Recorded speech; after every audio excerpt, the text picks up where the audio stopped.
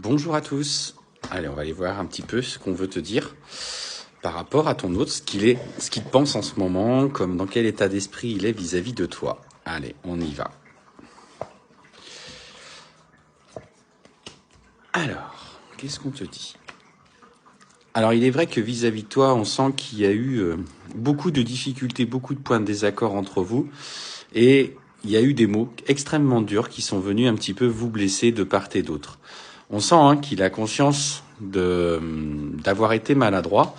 Et clairement, il a envie, tu vois, de s'engager dans une démarche de pardon. Il a envie, si tu veux, de t'exprimer ce qu'il a ressenti à ce moment-là. Il a envie de te dire à quel point il aime, à quel point il est désolé de t'avoir blessé. Il est vrai que il ressent quelque chose de très fort et de très magnétique pour toi, mais ce qu'on te dit, voilà, c'est que pour l'instant, il est, par rapport à cette démarche de pardon, il est encore dans l'isolement. Il y pense. On sent qu'il se sent perturbé. Il n'arrive pas à trouver l'approche parce qu'il sait que tu lui en veux. Il sait qu'il t'a fait du mal. C'est pour toi aujourd'hui, c'est nécessaire d'essayer de te reconstruire et de passer un petit peu à autre chose. Mais voilà, c'est vraiment en tout cas ce qu'il a l'intention de faire.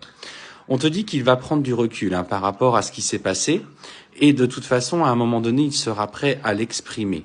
Ça vient aussi en écho un petit peu avec son parcours personnel. Et c'est quelqu'un qui est d'une extrême maladresse, qui parfois a du mal à dire les choses et quand il les dit, c'est comme s'il déversait, si tu veux, déversait son vomi. Donc c'est assez brutal, ça peut être violent, verbalement je parle.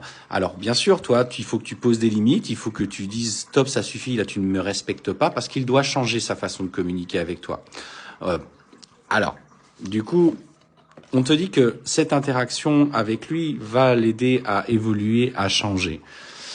C'était nécessaire pour qu'il comprenne que toi, il doit enfin te respecter à ta juste valeur, comme il souhaite en fait que tu le respectes, tout simplement.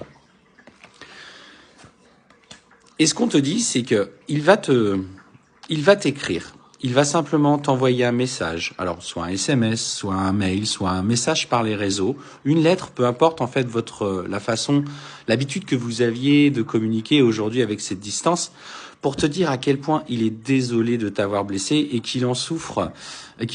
Alors, on te dit bien que cette démarche va prendre un petit peu de temps, ce n'est pas forcément quelque chose qui va se passer dans les prochains jours, mais clairement, il a conscience de ses erreurs et qu'en fait, il est tout simplement envie de revenir vers toi parce qu'il sait que tu es cette personne de lumière.